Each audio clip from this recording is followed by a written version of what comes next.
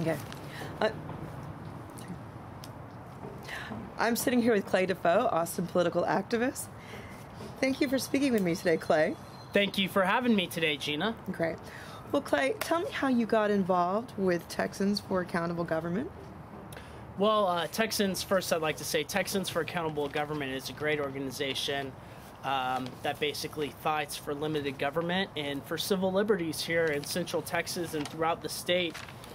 I got involved, Gina, because when I moved back to Austin after taking a brief 2-year hiatus in the end of the 2000s, I moved back here in 2010. And in June 2010, I saw 2 activists, my first ever Austin City Council meeting, giving testimony, one by the name of John Bush, another by the name of Heather Fazio. And what they were doing that day was very powerful. They were opposing a $500,000, which was going to Lockheed Martin, infamous defense contractor that bombs children in Iraq, assists with the concentration camps in Iraq and Afghanistan, all that. And you know what? It was for a bomb-sniffing machine. Now, we don't have many bombs going off here in Austin, and a lot of places in America, we don't have a problem with bombs going off, essentially. And I was really intrigued by these activists, John Bush and Heather Fazio, and the stances they took. I later found out they're with an organization, or some of their activism is involved with an organization called Texans for Accountable Government. Through my frequenting Brave New Books, 1904 Guadalupe Suite B, I found out more about what TAG stands for, and it wasn't until actually a year later, in June 2011, that I actually attended my first meeting, and I'm proud to say I'm a part of this organization. And out of all the activist groups I've dealt with in Austin, all the activists I know, this is the premier freedom-loving, civil rights protecting organization in Austin, Texas, and throughout the entire state of Texas. That is really interesting. You use the terms freedom-loving. Now, the mainstream political parties, the Democrats and the Republicans. Moment. It's all right. We got a motorcycle driving by here. It is a free country, right? So they would argue, the Democrats and the Republicans would argue, we're freedom-loving. We believe in free citizens. But you have, I will use the term, you've decided, I don't want to say switched, but you've decided to go a different path. Right. Now, how did you arrive at that? Could you tell me, how did you become so interested in politics in the first place? Well, just to trace my development for a couple minutes here, I've always known about politics in some form or another. My grandfather, Mike McCool Sr., who is one of my heroes and I very much admire, was actually an elected Democratic state senator representing parts of Dallas in the Texas legislature from 1969 to 1971. And later in the 1980s, he was chairman of the Dallas County Democratic Party. Basically, I've always been interested in current events and news and watching the news since I was a child and things that are going on in our world. Grew up watching Peter Jennings and Dan Rather and some of these main newsmen that most Americans are familiar with.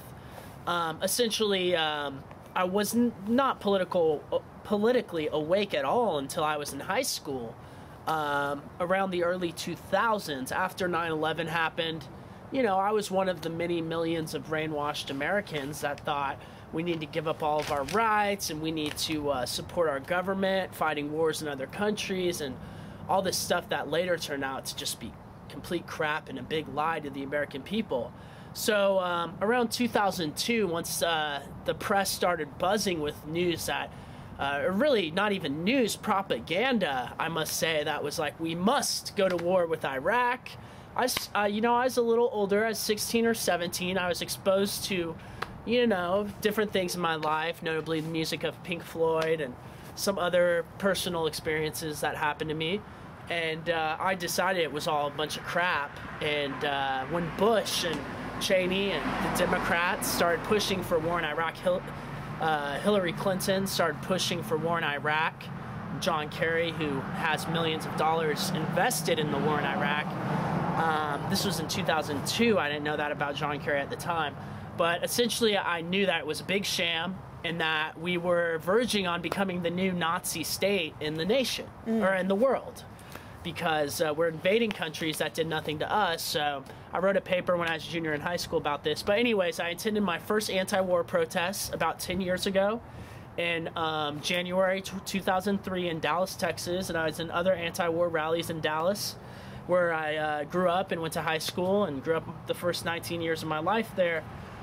And essentially, I ended up doing a little campaigning for John Kerry in 2004, the Democratic senator who was running for president, because I still believed in this national brand of politics. Well, I soon found out that it was all a big sham once I found out about his investments in the war in Iraq. And really in 2006, when the Democrats took control of the U.S. Congress, yet they failed to do anything about bringing the troops home, that's when I started realizing it was all a sham. Now, in 2007, I moved to Prague in the Czech Republic, formerly Czechoslovakia. Should still be Československo in my opinion. But anyways, it was there when I started studying more and more about communism and state-sponsored collectivism and state fascism. And I was shocked to learn that back then and before 1989, it was very common for apartments, of course, which you could never own your own property, I first must say, apartments to be equipped with audio recording devices that would spy on citizens, that they'd get citizens that were engaging in sexual relations and put a microphone under their bed and record for dissidents everything they were saying and then give it to the government. People like Václav Havel, who were under house arrest for over almost 15 years. These sort of things really disturbed me, and I learned all the horror stories about communism, not just from people on the street, but from personal friends that I still know and love that live in Prague and elsewhere in Bohemia and Morava, of course. And I was really shocked. So I started to realize that eventually 2006, 2007, the left-right paradigm was a bunch of crap. Started to learn about what really happened on 9/11 and who all was involved to an extent. And, you know, I started to realize the left-right paradigm, Democrat, Republican, doesn't really matter. Are you for the corporate interests, or are you for the people? So I got involved in the Ron Paul campaign in 2008 to sum it up, and very much have been a supporter of Congressman Dr. Ron Paul since, leading the way in our fight for liberty in our nation's very corrupt capital. And I moved to Minnesota for a while. In 2010, I was a delegate to the state convention, the Republican state convention in Minnesota, which I'm proud to say, folks, the Ron Paul folks took over the Minneapolis Republican Party over 2 years ago. So that was a huge victory for us, and we were very proud of that. But I even got disillusioned with the electoral national politics. I started to realize none of that stuff matters. The only change that you and I, Gina, can really affect these days is essentially in our local sphere, whether it's in talking to your neighbors, becoming part of your neighborhood association, going to your city council, making some noise. Our city council is the only venue where we can be heard and make a difference. Yes, which brings me to my point. So after Minnesota, you returned to Austin. Yes, ma'am. And I'm curious to know, what is it about Austin? What gives it its character?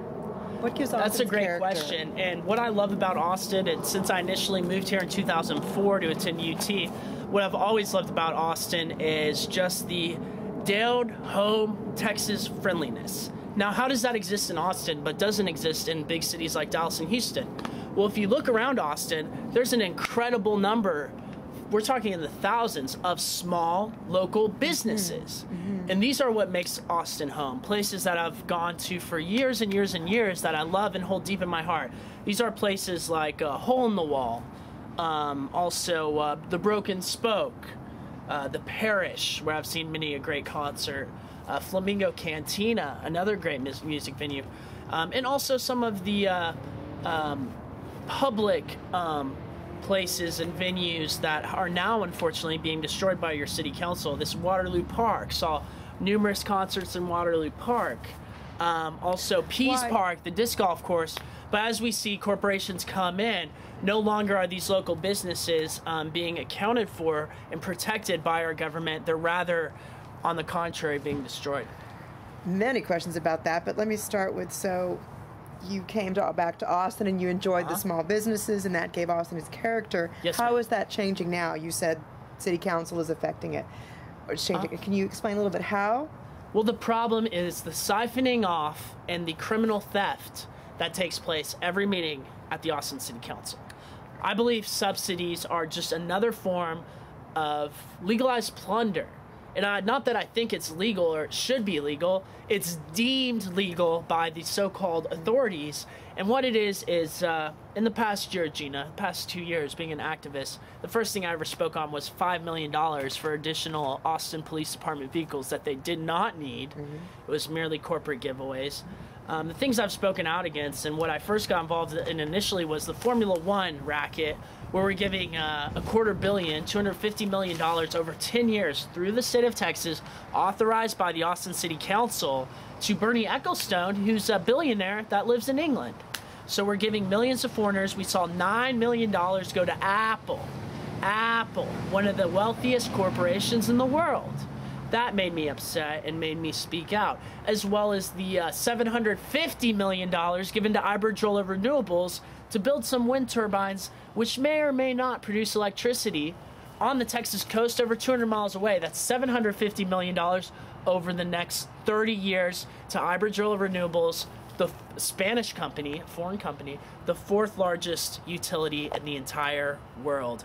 So these things go and they happen all the time. They actually happen every meeting. I've spoken against money to KBR, war contractor, as you know, and many of these other deals. And what it does is it robs the wealth, to explain, robs the wealth from the people of Austin and the small business that would go to a small business or a local business or down the street to the grocery store. It gives it to multinational corporations. So instead of what we saw in the 60s, which was stealing from the rich to give to the poor, now we see reverse Robin Hood, which is stealing from the poor, us, the citizens of Austin, average tax-paying, median salary type people, myself and you included and many others, to the rich. So we're stealing from the poor to give the rich. And for what reason? What have we learned from history? Absolutely nothing. Okay, well, to that end, you are very well-read, Thank you. highly influenced, well-read individual. You know your facts. I think it's fair to say you are not a crazy person running amok.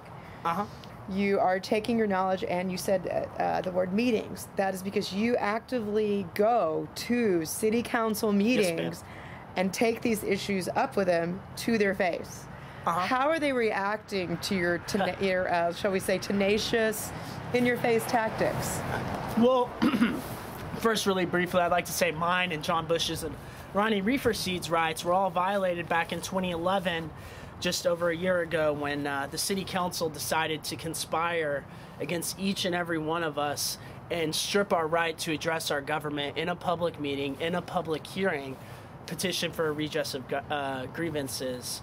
That's in the First Amendment. It's as simple. It's Government 101. Our rights were stripped, and basically they don't like it. On August or July 27th, 2011, I spoke on something like 13 agenda items that day. Later on November 1st, 2011, the mayor, Lee Leffingwell, in a public meeting called a work session, said, we've never seen anyone do this before. This is the first time anybody's spoken in one meeting on 13 items. This is history in the making. So he said, this is a situation we need to deal with. And I and John Bush and Ronnie Reeferseed were subsequently referred to as the city council members, every one of them, including Kathy Tovo, as the situation. When all we were citizens on our own time, on our own dime, going down to the city council meetings, giving input, which we should be applauded for. Every good citizen should do this. And it's part of keeping Austin weird, keeping Austin safe from the corporate rape that is currently occurring. And that's what's going to destroy the Austin weird and the local culture and the local business. We keep giving money away to billionaires, and we keep violating our citizens' rights to participate and to control their own destiny. And that's what I'm all about, is the freedom for people to make their own decisions regardless of what the professional bureaucrats or the corporate elite may think. Wow. Well, to that end, do you think you're the man to influence change in Austin? Well, I'm not the man in that, the way you phrase the question. I can certainly impact things, and I think I am impacting things, the real answer, who can change Austin and keep Austin this great, liberal, open-minded, and liberal in the classical liberal sense, open-minded hub we are to keep Barton Springs alive, not drained, and the salamander destroyed, and to keep our environment safe. I'm very much an environmentalist at heart as well, is for everyone to band together. And that's the problem I see with Austin activism today is, we got an ambulance coming by, folks. The problem with Austin activism today is essentially that the activists are unwilling to unite because they're in it for their own self-serving reasons. For instance, the $750 million to Iberjola, I was the one person in the whole city of Austin, almost 1 million people opposing it. It was the biggest corporate handout that Austin's seen probably in over a decade, if not ever, at the city council. So I emailed a very well-known activist, and I emailed her and said, look, this is very serious. I called her. She refused to respond to my emails. She refused to respond to my calls. She's very much involved in Austinites for Geographic Representation. I don't want to name any names, but essentially I saw from there on, these people that go down to the city council and only speak on one pet item, they really don't care, and they're really in for it. I don't want to be judgmental here, but a lot of these people may be in for it, in on it, or in participating for their own selfish, self-serving reasons, when that's not what it's about. It's about coming together as a community and making change and actually doing something to protect. And I find it so rewarding, so invigorating when I'm with my fellow citizens, whether it's at my neighborhood association or at the city council, speaking out in agreement and actually standing firm on something we strongly believe in. Well, I know your time is tight, so let me just wrap up with one final question. You talked about your grandfather as a major influence in your life. So what do you think he would think of you today? Oh, well, I don't know. Hopefully he's approving. My grandmother's still confused, and you know, it's like what Thomas Wood said, the historian, we need Operation Grandma, because it's really the older folks, not to criticize old people. I love old, wise people. But it's really the older people that are still trapped in this corporate left-right paradigm. And she's like, I don't agree with you, but I'm a Democrat. And she doesn't understand that she does agree with me. I know she does in her heart. I think, you know, my grandfather did some great things. You used to have to register to vote 6 months ahead of time. His biggest accomplishment was changing that from 180 days in advance to register to vote to 30. I'm very proud Mike McCool Sr. Was for the people and not the lobby, as it said on his campaign card, and it's very much the truth. He was anti-war back in 1936. Way back in the mid-30s, he was anti-war, anti-Social Security, and all that, anti-FDR. And I think he'd be proud as a progressive, classical liberal as well. Back then in the 60s, it was all about civil rights, and that was not something the Republicans supported back in Dallas then. And I think times have changed, and if he would live to see today, and he was still very cognizant and with it, he would be full on with me. So I hope he's proud of me. I very much aspire to be someone that's influential, and someone that not influential, but that's effective, and someone that actually cares about the people around him, and someone that cares about my family. Because for me, family and friends and honesty and truth and justice come first. Wow. Well, Clay, it's really exciting to sit here and talk with somebody that's passionate about the future of our city and that's passionate about politics. Appreciate you taking the time out for this interview. Thank you very much, Gina. If I could just say one more thing, everyone out there listening on the YouTube Winter Patriot or wherever you may be, please, I want you to look into some of American history that's often not told. These are the Anti-Federalists, Patrick Henry, George Mason, people that laid the groundwork for such documents as the Bill of Rights and other important anti-bank, anti-corporate protections that unfortunately were not included in the U.S. Constitution. I also encourage everyone to check out former U.S. Senator Barry Goldwater of Arizona, one of my heroes, and in addition, Ron Paul, who's been leading the way for almost 30 years in our nation's capital. And thank you very much, Gina. Thank you. I appreciate being on the other side of an interview for once. Thank you. My pleasure.